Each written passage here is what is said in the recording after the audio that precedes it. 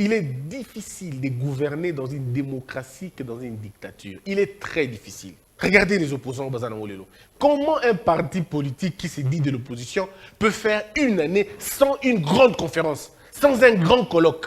Monsieur Martin Fayulu, pour qui j'ai beaucoup d'estime et beaucoup de respect, permettez-moi de parler de lui un peu. Il a des connaissances assez importantes sur les questions de pétrole.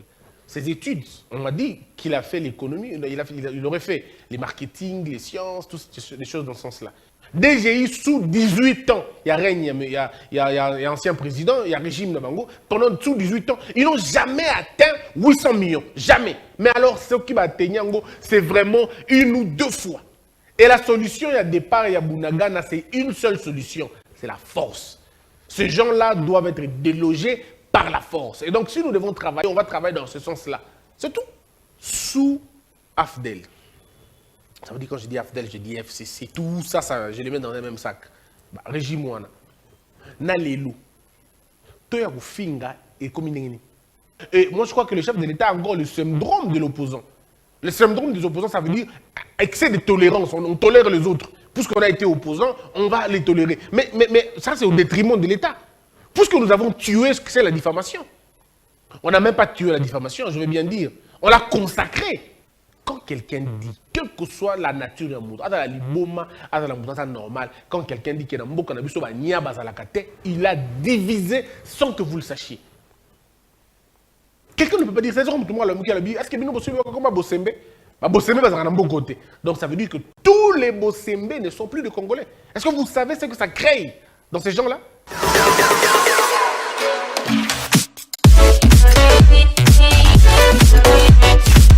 Mais le chef de l'État dit que ceux qui boloko kufungwa mapona bato modelora efungwa. Mais monsieur le président, nous n'attendons que ça. Il est difficile de gouverner dans une démocratie que dans une dictature. Il est très difficile. La démocratie, c'est la liberté de la parole. Les gens parlent et les actes sont de plus en plus amoindris. Puisque tout le monde parle, personne n'entend l'autre. La démocratie, là où les gens n'ont pas étudié, et comme c'est de l'anarchie, en fait. La colonne vertébrale de la démocratie, c'est la conscience et la tolérance. Lorsque vous n'avez pas de tolérance, est-ce que vous n'avez pas de conscience, votre démocratie, elle est alambiquée. Et la démocratie made in AFDEL était une démocratie piégée. Ces gens savaient, ils savaient que amener la démocratie dans Mboka Wana, le Congo, qui préparait Tenayango, c'était vraiment créer un désordre. Et ils l'ont fait sciemment. Ils ont omis toutes les étapes qui précèdent la démocratie. Toutes les étapes qui précèdent la démocratie. La démocratie a besoin de l'ordre. La démocratie a besoin de la discipline. Les deux éléments sont primordiaux pour une bonne démocratie. Puisque la démocratie n'est pas un outil de début de mandat. Ce n'est pas un outil de début de carrière. La démocratie est un outil de fin de parcours. On ne commence jamais à développer un pays avec la démocratie. On finit peut-être avec ça. Mais on ne commence jamais à développer un pays avec la démocratie. Aucun pays dans le monde ne s'est développé avec la démocratie. De toutes les façons, le système, que ce soit dictature ou démocratie, ces deux systèmes ne développent pas le pays. Ce qui développe le pays, c'est autre chose. C'est la conscience et le travail que l'on peut trouver partout. Que ce soit dans la démocratie, que ce soit dans la dictature. Le développement est une autre conception. Mais malheureusement, dans un pays où les gens n'ont pas étudié, dans un pays où on a fait 20 ans en train de tuer la nature même de ce pays-là, en train de friliser les cerveaux, en train d'imbéciliser la société, on ne peut pas penser développement. On ne peut même pas penser épanouissement. Comment vous allez vous épanouir? On a laissé faire les églises, on a laissé faire les bars, on a laissé faire les boîtes, on a laissé faire les concours de musique, on a laissé faire les concours de la danse. On a laissé faire toutes ces choses-là. Donc quand il s'agit du divertissement, on a laissé la porte ouverte. Mais quand il s'agissait de la construction des cerveaux, on ne l'a pas fait. C'est ça le problème aujourd'hui. Oh, mais et puis on vous amène la démocratie, on dit allez-y, vous allez voter, tout le monde va voter, tout le monde va voter. Ce qui fait que les faibles ont gagné les élections. Bino Bossi Boyoka dans Bokanini, dans le Parlement, Bino mannequin Parlement. Vous avez déjà entendu ça dans quel Parlement du monde? Où on se bat les torses parce qu'on est mannequin du Parlement. Oh, il y a un mannequin. C'est la beauté du Parlement. C'est le charisme parlementaire. Est-ce que vous trouvez ça normal? Dans un État où les hommes sont normaux, on ne parle pas des députés par rapport à leur probité, on ne parle pas des députés par rapport à leur apport intellectuel au sein de l'Assemblée nationale, on ne parle pas des députés par rapport à leur travail, aucun député va bien être Terminator. J'aurais bien voulu qu'il y ait un député mort Terminator. J'aurais bien voulu que, au moins la France par exemple, un ministre de la Justice à Kitator. Puisque ce passé n'a caractérisé de nombreux équipements aux Azolibato. Si vous avez un député, il y a un mannequin. Vous trouvez ça normal à la bien. Est-ce que le travail d'un député est dans la bien? Vous voyez un peu, c'est-à-dire qu'on est parti comme ça, quoi. Non, c'est-à-dire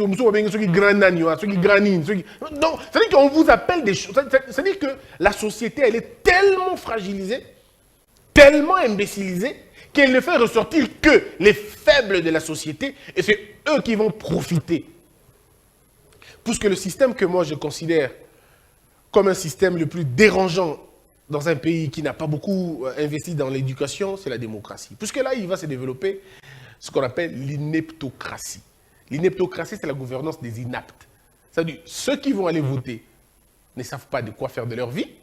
Et ceux qui vont aller pour être votés, eux, ils partent pour s'enrichir parce qu'ils ne savent pas ce qu'ils doivent faire. Et on tombe dans une cacophonie terrible. Et c'est ce que nous sommes en train de vivre aujourd'hui. Quand le président dit que l'opposition, alors qu'il a rabat, mais c'est vrai, vous allez vous-même vous rendre compte que depuis que l'UDPS n'est plus à l'opposition, d'ailleurs elle a du mal même à quitter cette opposition-là, puisque tantôt comme quelqu'un me faisait rire, à l'absence de l'opposition, l'UDPS fait les deux.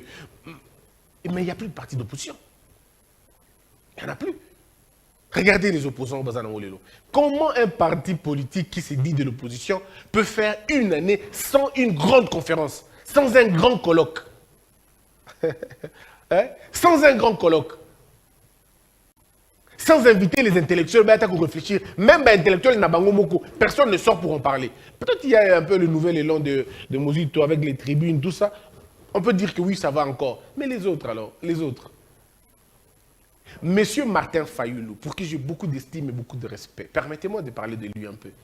Il a des connaissances assez importantes sur les questions de pétrole. Ses études, on m'a dit qu'il a fait l'économie, il aurait fait les marketing, les sciences, toutes les choses dans ce sens-là. Et puis on m'a dit aussi qu'il avait travaillé pendant plusieurs années dans le pétrole. Mais tout à l'heure, il y a un bloc pétrolier. Alors, donc, il y a tout le monde sur rien. Comment ça s'explique? Vous avez une forte expérience sur la question du pétrole. Le pays est en train de traverser sa plus belle période en termes de pétrole. Mais parlez, dites-nous ce que vous en pensez. Dites-nous ce que vous en pensez. Au travail, on a qui peut directeur de pétrole. Mais mettez la mission du soleil, yo, non, non, comme ça, pétrole, non, non, non. Management, tout ça, le management, c'est bien. Mais faites-nous des théories sur ça. Monsieur Mukwege a beaucoup plus parlé de la médecine, ça je l'ai entendu plusieurs fois. Justice telle, oui, ça je reconnais, c'est bien, d'accord. Mais vous avez fait dans ces domaines-là. En fait, pourquoi le Congolais, dans le secteur où il y a Yébeli, où il y a Tangeli, où il y a comprendre, une fois dans la politique, il y a un sur le thé. Non, je suis professeur de Mangouana, je suis professeur de Mangouana, ce professeur-là. Avant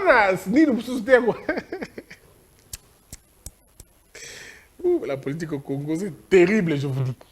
C'est extrêmement terrible et moi, ça me fait rire. Non, c'est pour dire tout simplement qu'il est temps. Il est temps pour nous de refaire les choses autrement. Hein? De ne pas céder Nabilo à n'importe quoi. Les gens qui disent que Tshisekedi est installé le côté, ils savent eux-mêmes, au fond d'eux, qu'il y a deux choses. Il y a un moment pour la récolte, et puis un moment, c'est une autre chose de récolter, et c'est une autre chose d'affecter le fonds récolté dans le secteur pris, dans le secteur ressources. Mais ça, les gens ne veulent pas qu'on le dise. On m'a dit, Congo va se rendre. Bon, débattre, au monsieur, alors, il y a un débat. Banzani a tongi. Ok, attends, bon, oh, mais toi, si ça n'a pas de après, on ne peut pas faire le débat mélangé. Séparons un peu le débat quand on veut parler des choses. Mais c'est là que lorsque vous les coincez là-bas, ils n'ont plus de mots, ils n'ont plus de termes. Le Congolais aime le mélange des débats. Ils veulent tout mélanger. On parle de recettes enregistrées. Vrai ou faux qu'on a enregistré 1 milliard au mois d'avril. Vrai ou faux que depuis un certain temps, on ne fait qu'enregistrer 1 milliard, 1 milliard, 1 milliard, 1 milliard, 1 milliard. Vrai ou faux que le budget aujourd'hui est revu à 10 milliards. Vrai ou faux. Maintenant, il y a un débat là-bas. Parce que tu vas lier. Oh. Tobina nous wana likamako total ngo sima. Toi si ça nous débat ya batu mbongo zokota oui ou non. Si tu me dis oui, on avance. Si on a un débat dans la bazoliate, on va maintenant questionner les chiffres. Bazoliate ndengenine. Pourquoi bazoliate? On va commencer maintenant à débattre. Quels sont les entités, quel est le pouvoir mais le Congolais, lui, ne veut pas débattre comme ça. Il y a des mélanges. Sinon, il y a des chiffres qui sont faits, des records qui sont finalement... records, ça l'est mis. Non, mais il y a un record. Encore dans le domaine, mais c'est contre ça. Oh, parce que de quoi on parle à la fin? Moi, je voudrais bien qu'on me dise de quoi on est en train de parler. Nos régies financières n'ont jamais atteint le niveau où est commis dans le lot. Jamais. Toutes les régies confondues étaient atteignant nos niveaux. Attends, à mon côté. DGI sous 18 ans, il y a règne, il y a ancien président, il y a régime de Bango, pendant sous 18 ans, ils n'ont jamais atteint 800 millions. Jamais. Mais alors, ce qui va atteindre, c'est vraiment une ou deux fois. Mais là, 800 millions comme il y a échec. 800 millions comme il y a échec. Lorsque la DGI fait 800 millions, on va demander que ça le côté. Alors qu'à l'époque, 800 millions, on a organisé un salon dans Fleuve Congo Hotel, salon pour le Bakiono, on a réalisé ceci, on a réalisé cela. Mais aujourd'hui, regardez ce qui est fait. Maintenant, le problème, il y a affectation, il y a un bon dans le secteur, c'est un autre débat. Ouvrons-le, si vous voulez. Mais terminons d'abord le premier débat. Le premier débat est celui des records. Acceptons qu'il y ait des records. En fait, l'opposition, ça ne veut pas dire tout noircir, non. L'opposition ne veut pas dire tout voir en noir. L'opposition veut aussi dire, quand c'est bien, soit vous vous taisez, soit vous... Voilà, en tout cas, vous n'avez pas d'autre choix. Ou vous saluez, ou vous taisez. Mais l'opposition, il y a le côté, c'est compliqué. Et ça, c'est très important, il fallait quand même le dire. Alors, dans l'actualité, M. Martin Fayoulou, dans son discours assez populiste, il dit « Les usurpateurs au pouvoir en RDC, en intelligence avec leurs protecteurs, veulent distraire les Congolais. Les M23 doivent quitter Bunagana, l'état de siège doit être élevé et le consensus est un impératif sur la tenue des élections crédibles, impartiales et apaisées. » Il est très fort dans ça, mais il y a beaucoup de mélange en même temps. Prenons le premier point. Les protecteurs, on suppose qu'ils parlent du Rwanda. Mais nous savons tous que le Rwanda, M. Kagame, s'était opposé à l'élection de quelqu'un. Et nous savons pour qui M. Kagame roulait. M. Kagame roulait pour un candidat président. Binomoro Boye billet. C'est pas là qu'attend M. Kagame que Cour constitutionnelle, en tant que président de l'Union africaine, Cour constitutionnelle ait publié les résultats. Monsieur était très content. Les militants à partir de Kagame Maboko. Kagame a été accueilli ici comme un roi. Parce que Kagame est venu annuler les élections congolaises. Et changer le... A commis protecteur. Ce qui se passe dans Bunagana, personnellement, ça nous offusque nous tous. Ça gêne tout le monde. Mais il faut le mettre dans le contexte d'une bataille. Ce ne sont pas des enfants mitema. Ce n'est pas des gens qui vont vous laisser comme ça. Il faut se battre, il faut la force. Et la solution, il y a départ, il y a Bunagana, c'est une seule solution. C'est la force. Ces gens-là doivent être délogés par la force. Et donc, si nous devons travailler, on va travailler dans ce sens-là. C'est tout. Sous AFDEL. Ça veut dire, quand je dis AFDEL, je dis FCC. Tout ça, je les mets dans le même sac. Régime wana. Na lelu. Toya kufinga et comme à la télévision. Toya kufinga et ndengeni. Vous allez vous rendre compte que le taux a terriblement explosé. D'ailleurs, on reproche au président de la République l'excès. L'excès, il y a la liberté, on doit coordonner. Ça dénote même qu'il y a une certaine irresponsabilité de notre part. Quand je dis notre part sur notre État est assez irresponsable pour laisser les gens raconter des histoires. Donc, ça dit que le régime, d'ailleurs, du président Félix Tshisekedi, par peur d'être attaqué, par peur d'être considéré comme, je ne sais pas, dictateur, et moi, je crois que le chef de l'État a encore le syndrome de l'opposant. Le syndrome des opposants, ça veut dire excès de tolérance, on tolère les autres. Puisqu'on a été opposant, on va les tolérer. Mais ça, c'est au détriment de l'État. Puisque nous avons tué ce que c'est la diffamation. On n'a même pas tué la diffamation, je veux bien dire. On l'a consacrée. Notre attitude de dire, comme vous avez été dans l'opposition, comme vous êtes en train de gérer maintenant, pour que les gens ne disent pas que vous êtes des dictateurs, il faut le laisser parler. Non, mais en le laissant parler, vous faites les lits du désordre. Il y a la diffamation qui grandit à une vitesse exponentielle. Les imputations dommageables se comptent aujourd'hui, ne se comptent plus par dizaines, ça se compte maintenant par milliers. Et plus il y a la diffamation, plus il y a les imputations dommageables, plus il y a les calomnies, plus il y a les mensonges d'État, les insultes à tout moment, ben alors on dit quoi? L'État est mort. L'État se meurt lorsqu'il y a croissance exponentielle de tout ce qu'on peut considérer comme anti-valeurs. On ne peut pas se mettre à la télévision en train d'insulter les institutions de la République librement. On ne peut pas se mettre à la télévision en train d'imputer des choses graves aux gens et rester impuni. Non. Non, il faut qu'il y ait une brigade des mœurs. Et ça, c'est l'appareil judiciaire, malheureusement. Quand quelqu'un dit, quelle que soit la nature d'un monde, quand quelqu'un dit qu'il il a divisé sans que vous le sachiez. Quelqu'un ne peut pas dire, c'est comme tout le monde qui a dit, est-ce que nous sommes comme Bossembe? Bossembe va un bon côté. Donc ça veut dire que tous les Bossembe ne sont plus des Congolais. Est-ce que vous savez ce que ça crée dans ces gens-là?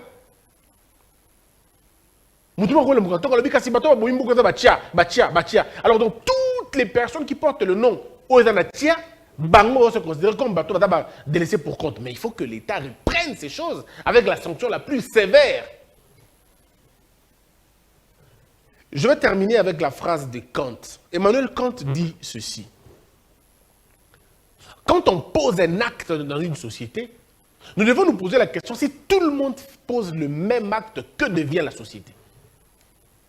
Une fois que vous avez posé cette question-là, vous avez trouvé la réponse. Emmanuel Kant disait, ceux qui posent dans la société, vous posez acte moko, ce que vous mituna, ceux qui battent tout, donc comme cette dame-là, ndenga m'a dit que makambo ya ozanga mayele boyo. Ceux qui battent tout, comme ça le kola yé, to suka api. Ndenga mutu moko lobi que mbongo zo bi man avion, ok, batiki yé. Ceux qui battent tout, comme ça le quoi modèle wala, to suka ndengeni. Imaginons un peu. Si tout le monde doit commettre la bêtise, mais la société, elle ressemble à quoi? À rien du tout. À rien du tout. C'est pourquoi il faut qu'il y ait une brigade de mœurs. Cette brigade de mœurs, autrefois, je me rappelle, cette brigade de mœurs était tellement puissante que les gens avaient du mal à raconter les choses. Mais comme nous, on est un pays, on a peur de l'Occident, on a peur des rapports internationaux, on a peur qu'on dise qu'on est ceci, on est cela, nous embrassons péniblement et dangereusement le cercle fatal de la diffamation, des imputations dommageables, ainsi de suite.